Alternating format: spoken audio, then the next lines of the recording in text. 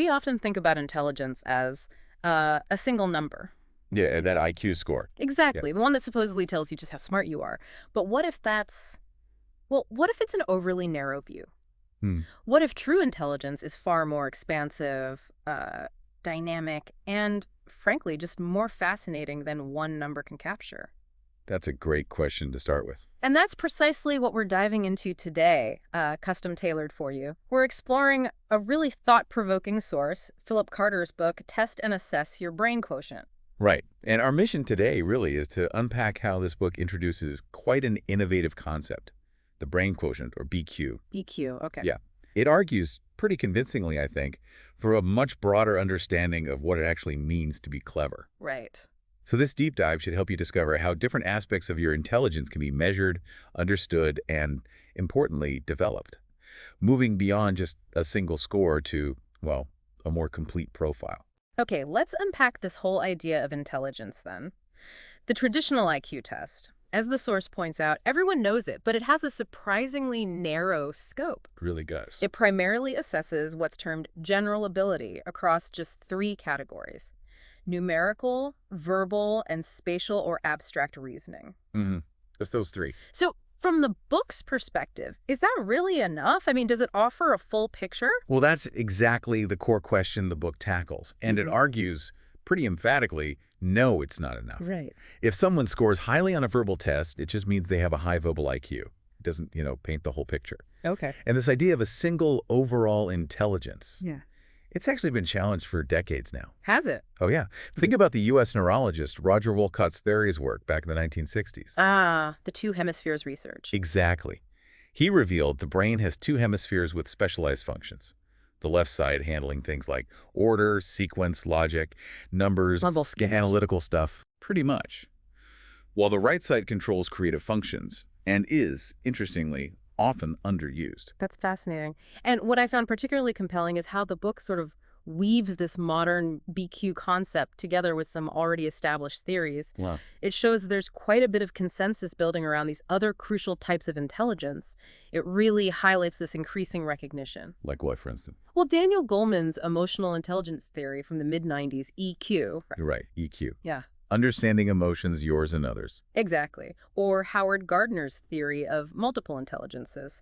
He suggested we have these distinct strengths like musical intelligence or bodily kinesthetic intelligence, not just the academic ones. Yeah, Gardner's work really opened things up. He defined intelligence as the potential ability to process a certain sort of information, didn't he? He did. And he emphasized that these different types of intelligence are mostly independent.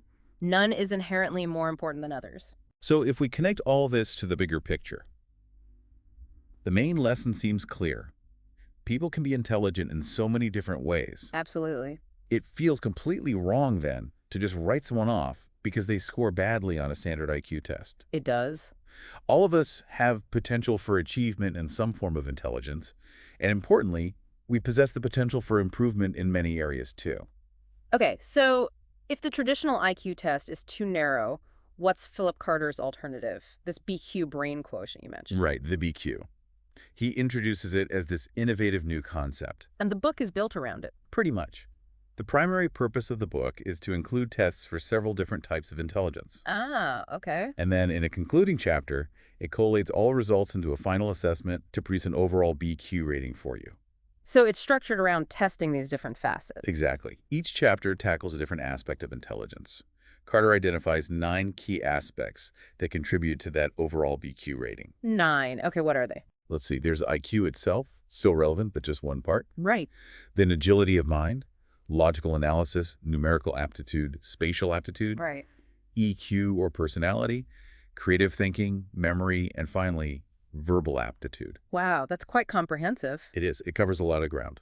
So this means, for you, the reader, you can really identify your particular strengths and weaknesses within this much broader framework. Precisely. And then you have the opportunity to build on those strengths, but also, importantly, work at improving your performance in areas maybe you feel are weaker.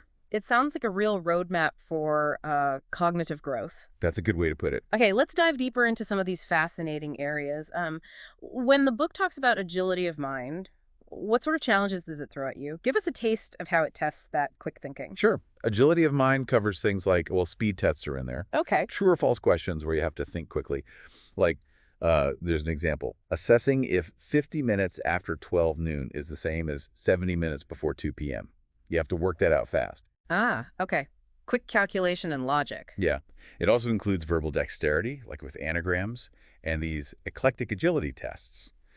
Puzzles involving number and letter arrangements or maybe date calculations. Interesting. And what about logical analysis? Does that require, like, advanced math? No, and that's what's compelling. The book emphasizes that the tests of logical analysis don't require specialized math or vocabulary knowledge. Really? So what do they focus on? They focus purely on, and I'm quoting loosely here, the ability to think clearly and analytically and to follow a common sense reasoning process. Common sense reasoning. Okay, examples. Things like progressive numerical matrix tests. Yeah. Those grids where you have to figure out the pattern looking both across and down. Yeah. And also symbolic complete the sequence tests, finding the next logical step in a series of symbols. Got it. So it's pattern recognition and logical deduction, but without needing specific subject knowledge. Yeah, exactly.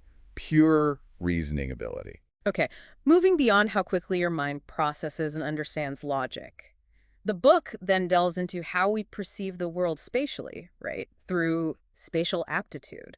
How's that defined? Right, spatial aptitude. The book defines spatial simply as pertaining to space. Makes sense. And so spatial abilities are the perceptual and cognitive abilities that enable a person to deal with spatial relations. So thinking in dimensions, visualizing things. Precisely. These tests include challenges like the box clever test. That's where you see a flat 2D net and have to figure out which 3D cube can be folded from it. Ah, I think I've seen those. They can be tricky. They can. Or there are general tests involving figures rotating, changing shape, or completing visual sequences. It's really about how well your mind visualizes and manipulates objects in space. Okay, now this next bit sounds really interesting for self-discovery. The personality questionnaire. Ah, yes, the EQ and personality side. The book makes it clear that being, intellectually brilliant doesn't automatically mean someone is emotionally intelligent. Absolutely not. A crucial distinction. So it explores different aspects of personality, like what? It looks at things like attitude, Yeah. your success factor, and it even asks how imaginative are you? Imagination. How do they define that?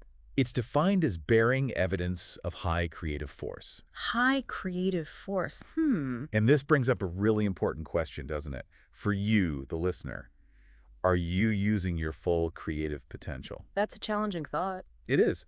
The source notes that so much creative talent remains untapped because of, well, the pressures of modern living. Yeah, you can see that. It really makes you pause and think, about how much we might be leaving on the table, creatively speaking. Definitely. And this leads directly into the concept of lateral thinking. Ah, thinking outside the box. Exactly. That's the popular phrase for it. Lateral thinking is a method of solving problems by trying to look at them from many angles rather than search for a direct head-on solution. So not the obvious path. Right. It involves the need to, as you said, think outside the box. Apparently, that term itself was coined back in the 1980s. Was it? Yeah. And it's exemplified by things like the classic four trees puzzle, where you have 4 dots in a square, and you have to connect them all with 3 straight lines without lifting your pen. Right, and the trick is you have to draw lines outside the implied square the dots make. Precisely. You have to break the assumed boundary. That's lateral thinking. So how does the book help us tap into this creative side? What are some of the exercises it actually includes? Well, it offers various exercises to kind of prod that creative muscle. Yeah. There's a left-right brain thinking personality test, for example, where you choose words that best describe you. Okay. Or more hands-on creative exercises like imaginative shapes, where you're given some lines and have to incorporate them into original drawings. Ah. And the bucket test, which sounds simple but is quite revealing. You just name as many uses as possible for a common object, like a brick. Right, pushing past the obvious uses. Exactly. And the source really stresses that all of us have a creative side to our brain.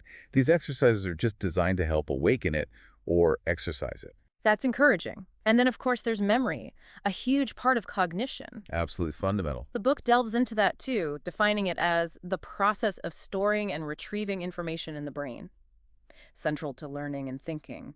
What kind of exercises does it use for memory? It includes things like memorizing pairs of words or numerical sequences, or trying to recall details from, say, a mock diary extract you've read. It's about assessing and maybe improving your retention capabilities. Makes sense. And the final piece of the BQ puzzle. That would be verbal aptitude. To round out this really comprehensive assessment, the book dedicates a section to your mastery of language. So vocabulary, word usage. Yep, this section provides tests for things like synonyms and antonyms, helping you measure and maybe strengthen your basic ability to understand and use words effectively. Okay. And it also includes lexical ability tests. These might challenge you to complete word puzzles or construct words from smaller parts, things like that. So it covers a really wide range of verbal skills. It does. From basic understanding to more complex word manipulation. Okay, so we've walked through all these different components of the BQ. What does this all mean for you, the listener, beyond just taking some interesting tests? What's the real impact of understanding your BQ? That's the crucial question, isn't it? The so what? Well, the ultimate goal of Philip Carter's book is to provide an overall BQ rating. But I think the real insight here, the real value, goes beyond just that score. How so? It's that the tests and exercises themselves perform this crucial function beyond just assessment. They serve as valuable brain training material. Ah, so it's not just measurement, it's also practice. Exactly. It's really about self-analysis, identifying your areas of strength and maybe weakness across this whole diverse intellectual profile. Right, seeing your unique cognitive landscape. Yes. And the deeper point is that understanding this isn't just interesting trivia about yourself. The book argues that these different intelligences aren't fixed. The tests and exercises provide a tangible roadmap for actively developing them. It sort of shifts intelligence from being seen as just a fixed score you're given to a dynamic skill set that you can continuously hone, almost like physical fitness. I like that analogy, brain fitness. Yeah, exactly. So this gives you the opportunity then to build and really capitalize on your strengths and at the same time consciously work on improving your performance in areas where maybe you feel less confident or scored lower. Precisely.